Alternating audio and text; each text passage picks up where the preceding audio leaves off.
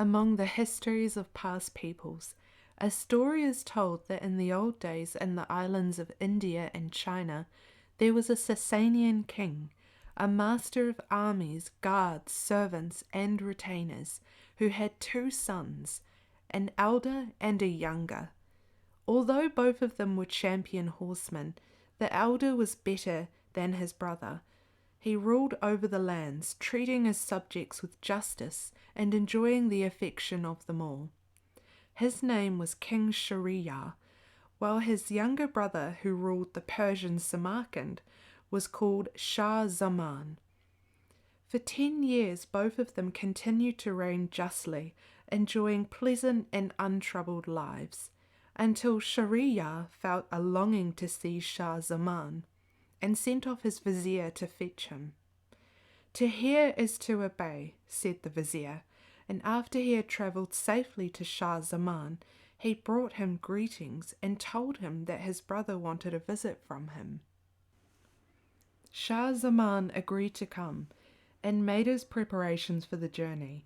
He had his tents put up outside his city, together with his camels, mules, servants, and guards, while his own vizier was left in charge of his lands. He then came out himself, intending to leave for his brother's country, but at midnight he thought of something he had forgotten, and went back to the palace. When he entered his room, it was to discover his wife in bed with a slave.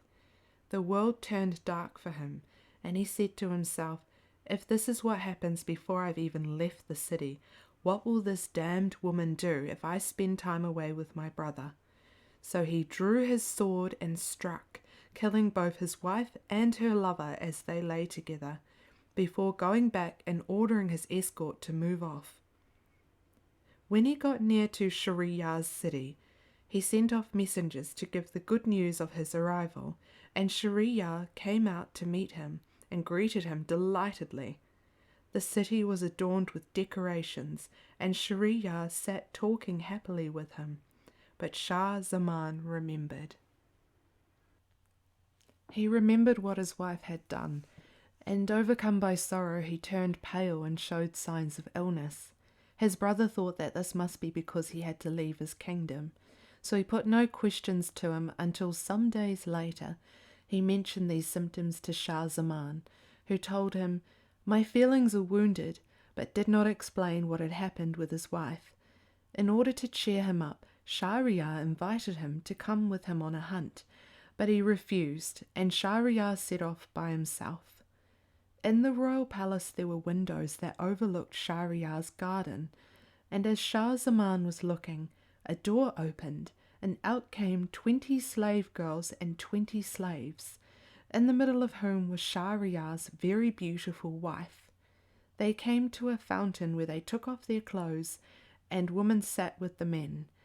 "Masad," the queen called, at which a slave came up to her, and after they had embraced each other he lay with her, while the other slaves lay with the slave girls, and they spent their time kissing, embracing, fornicating, and drinking wine until the end of the day.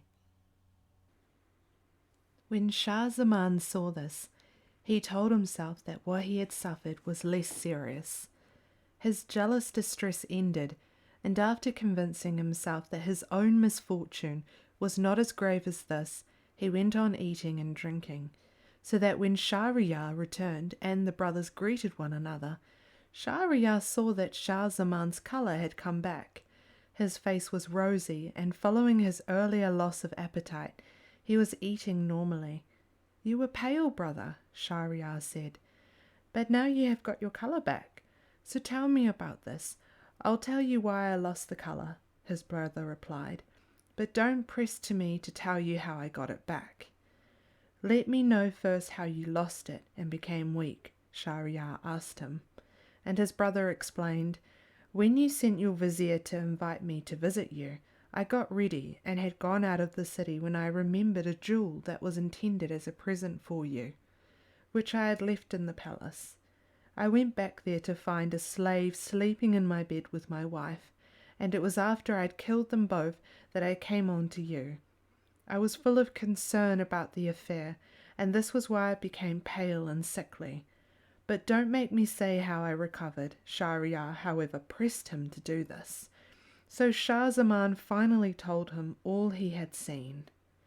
I want to see this with my own eyes, said Shahriyar, at which Shah-Zaman suggested that he pretend to be going out hunting again and then hide with him so that he could test the truth by seeing it for himself. Shahriyar immediately announced that he was leaving to hunt. The tents were taken outside the city, and the king himself went out and took his seat in one of them, telling his servants that nobody was to be allowed in to visit him. Then secretly he made his way back to the palace where his brother was, and sat down by the window overlooking the garden.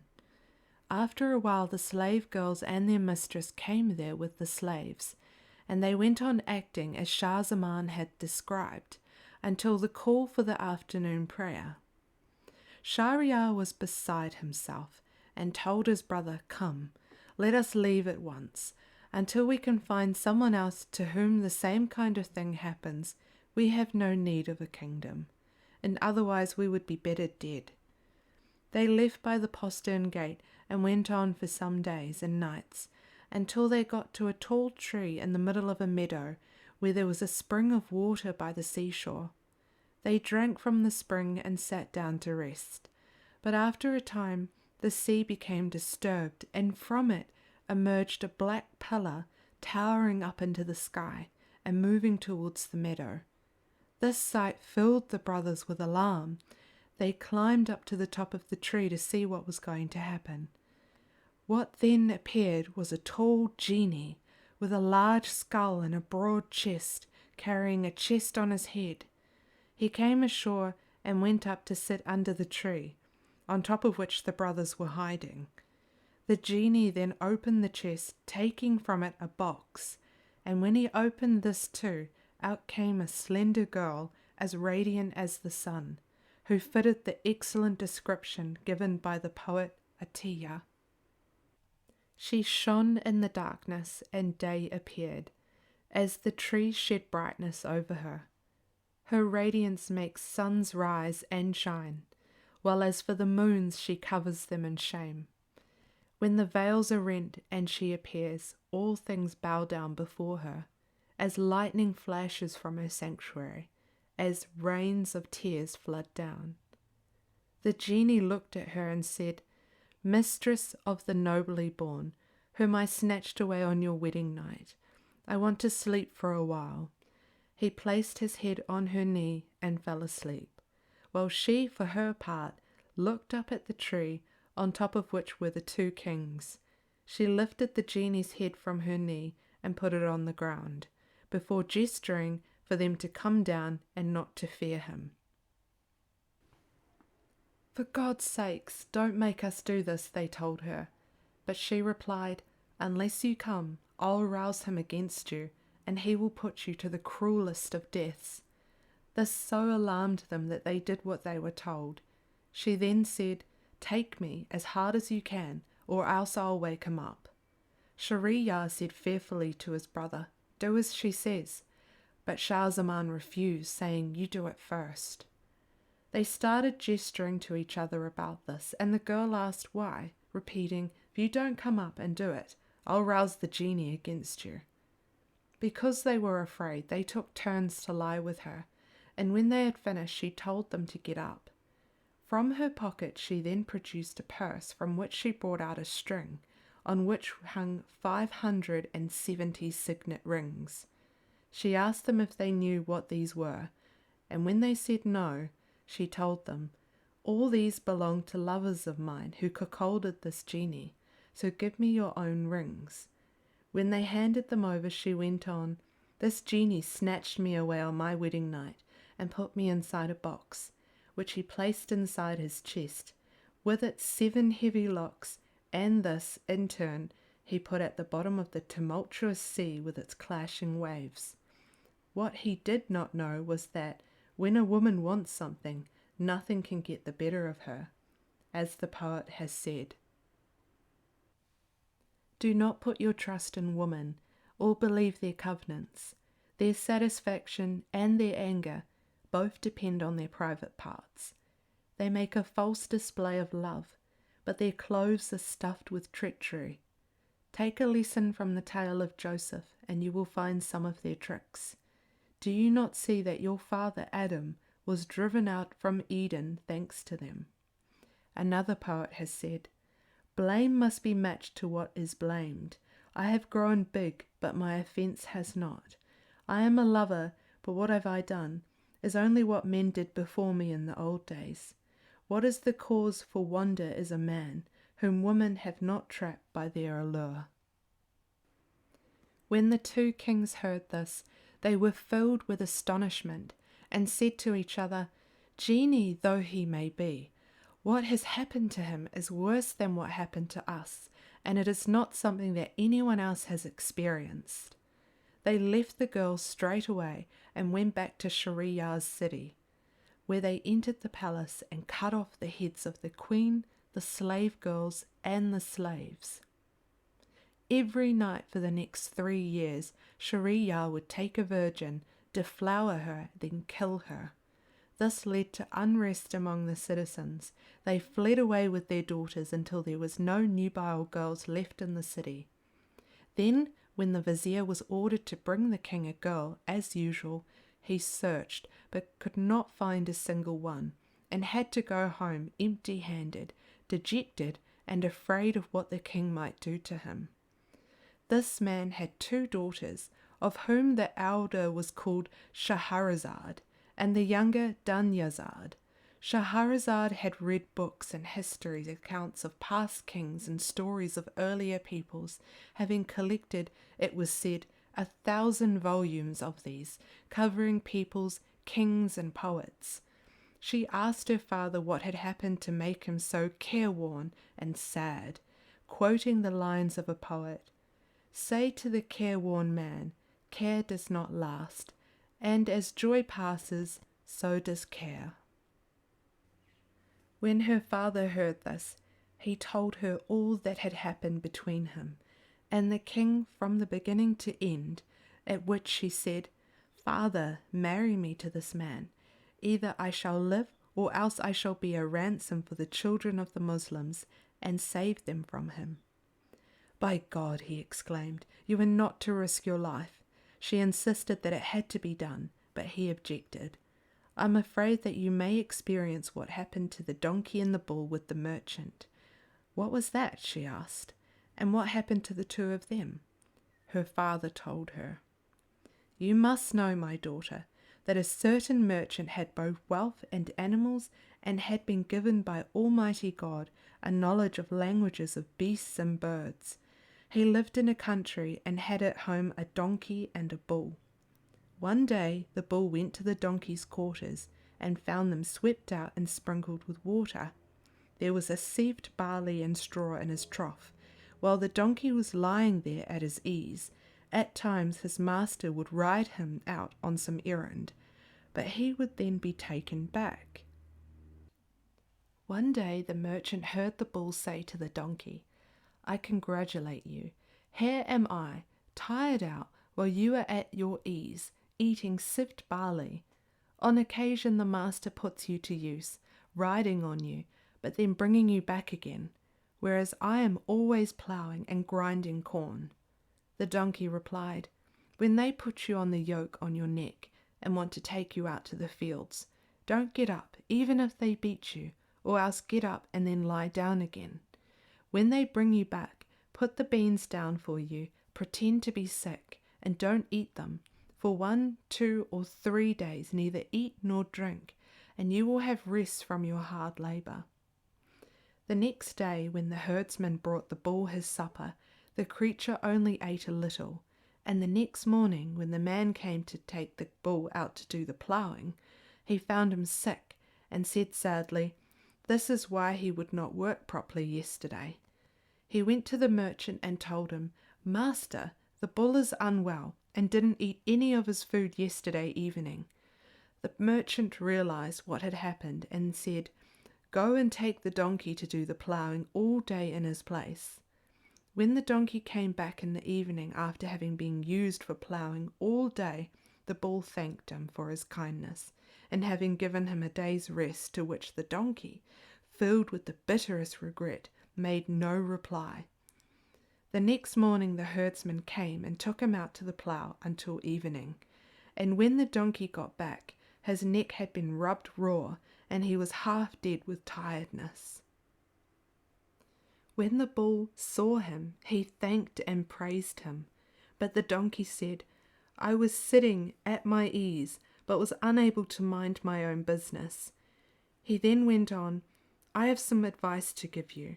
I heard our master say that if you don't get up, you are to be given to the butcher to be slaughtered, and your hide is to be cut into pieces.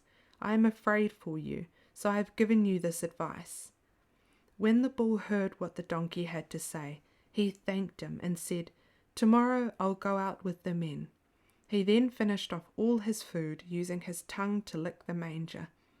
While all this was going on, the merchant was listening to what the animals were saying. The next morning, he and his wife went out and sat by the byre as the herdsman arrived and took the bull out. When the bull saw his master, he flourished his tail, farted, and galloped off, leaving the man laughing so much that he collapsed on the ground. His wife asked why, and he told her, "I was laughing because something secret that I saw and heard, but I can't tell you or else I shall die." "Even if you do die," she insisted, "you must tell me the reason for this." He repeated that he could not do it for fear of death. But she said, "You were laughing at me." And she went on insisting until she got the better of him. In distress, he summoned his children and sent for the Qadi and the notaries with the intention of leaving his final instruction before telling his wife the secret and then dying. He had a deep love for her, she being his cousin and the mother of his children, while he himself was 120 years old.